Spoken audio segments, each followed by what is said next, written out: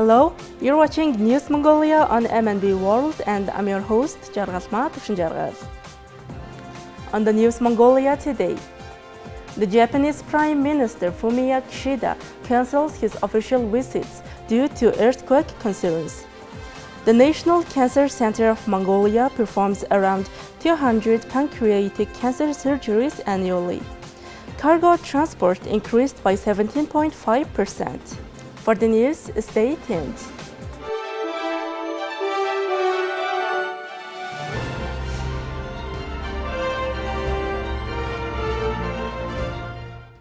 The Ministry of Foreign Affairs of Mongolia has announced that Japanese Prime Minister Fumio Kishida has cancelled his official visits to Mongolia, the Republic of Kazakhstan, and the Republic of Uzbekistan. The visits were called off due to a recent natural disaster in Japan. On August 8, a powerful 7.1 magnitude earthquake struck off the coast of Miyazaki Prefecture, Japan. The earthquake, which caused a small number of injuries, has led to heightened concerns about the possibility of megaquake in that region. The Japan Meteorological Agency has issued an advisory urging residents to be prepared for potential aftershocks and other seismic activities. During the cancelled visit, Prime Minister Kishida was expected to pay a courtesy call to the President of Mongolia, Khurelsukhna, and the Chairman of Parliament of Mongolia, Amur Baysalan Dashtsevik. He was also scheduled to hold official talks with the Prime Minister Oyurtun. Prime Minister Kishida's visit was anticipated to be significant in strengthening human-centric relations and cooperation between Mongolia and Japan, reflecting shared democratic values. This visit was especially notable as it would have marked the first official visit by a Japanese Prime Minister to Mongolia since 2016. It has become a serious issue that over 70% of cancer cases recorded in Mongolia are diagnosed in a late stage. One of the major concerns is pancreatic cancer.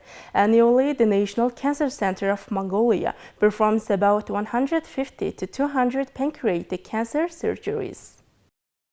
For that reason, to introduce a new approach and exchange experiences related to pancreatic cancer surgery, Mongolian oncologists attended a 2-day lecture by Japanese doctor Professor Akimasa Nagao and assisted in his surgeries.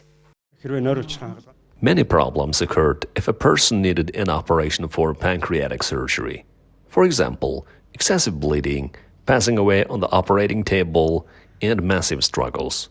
However, after 10 years, we have come to an era of people complaining and making a big deal out of the stitches they received after surgery, getting infected instead of the past concerns.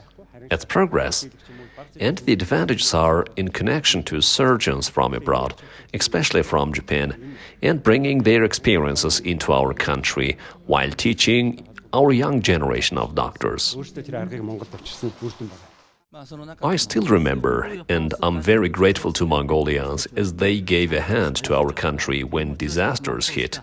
That's why I'm happy to contribute to help, especially in the medical area. It's been almost 30 years since our cooperation, and I'm grateful to see the fruits of our partnership. Within the cooperation between our two countries during the past 27 years, we sent our doctors to Japan for research and to enhance their professional skills. The medical and pharmaceutical professionals from Japan are continuing to exchange experiences and develop the medical field of Mongolia.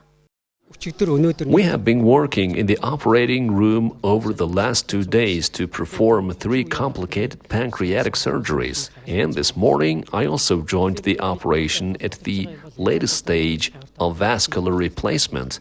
All there is to do now is how to detect the cancer at an early stage. To do this, we have to improve the method we used in the past for a more efficient detection. We are working on boosting the treatment of people with early-stage cancer in our country. This would help our citizens receive emergency treatment and health services in a short period. Medical professionals have warned that pancreatic cancers are being detected in the late stages. That is why the help of experts in this field from Japan is a great support and an important contribution to helping our country adopt the latest surgical methods for pancreatic cancer surgeries. Now let's take a look at Mongolian current affairs. In July 2024, Mongolia transported a total of 10.8 million tons of cargo, marking a 17.5% increase compared to the same period last year. Road transportation accounted for 7.3 million tons, up by 20.6% from July 2023, with 7.1 million tons dedicated to exports and 222.9 thousand tons for imports. The railway sector transported 3.4 million tons, an 11.3% rise from the previous year. Air transportation, including cargo and mail, saw a significant increase of 59.4%, handling 925.5 tons.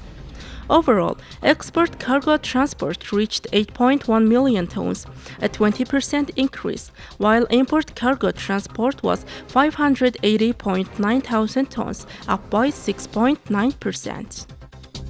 Thank you for staying with us. Now let's take a look at currency exchange rates provided by Mongol Bank.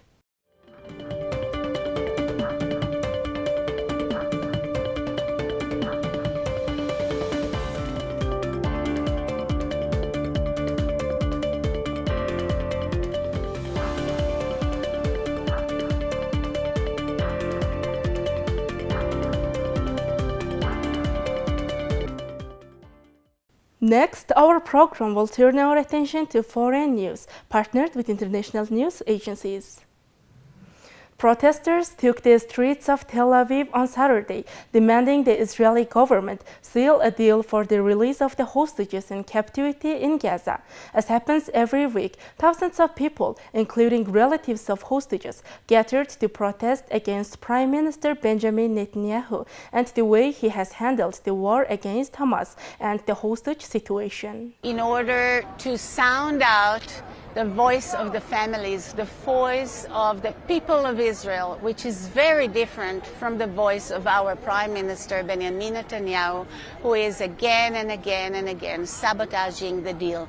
We call for a deal. We call for the end of the war, the end of any killings. We would like to have our dear ones back home and see a future to our region. Leaders of the United States, Egypt, and Qatar have jointly demanded Israel and Hamas return to stalled talks on the war in Gaza next week, saying that only the details of carrying out a ceasefire and hostage release remain to be negotiated. Sneer Dan, relative of Carmel Gad, said a deal could have been reached. Deal could have been reached before. Always, time for a deal is always. There's no question about it. The negotiators care about lives. They care about human lives. We know Hamas. Hamas cares nothing about lives. He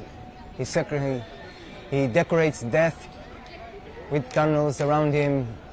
He likes death. The problem is that our government, that's supposed to care about life, is playing the same game as Hamas. It looks like who kills more, Hamas or our government? Critics of Netanyahu accuse him of slow-rolling talks to end the war in Gaza, which began on October 7th when Hamas-led militants attacked southern Israel, killing 1,200 people and kidnapping about 250 others. Netanyahu's far-right allies have resisted calls for a ceasefire, with Finance Minister Bezalel Smotrich calling the latest proposal a dangerous trap that amounts to an Israeli surrender. Of the hostages taken, 105 were released during a week-long ceasefire in November in an exchange for 250 Palestinian prisoners. Now let's take a look at weather forecasts for Mongolia and world major cities.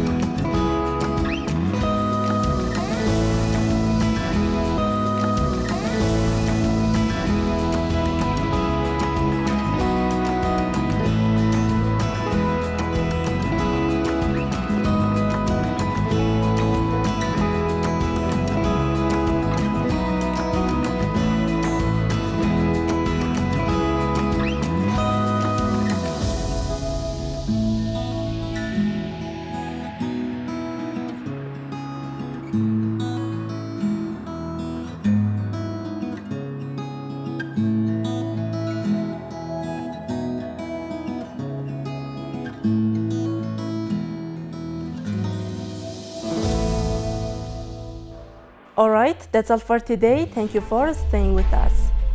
We'll see you on Tuesday with more news and updates. Goodbye.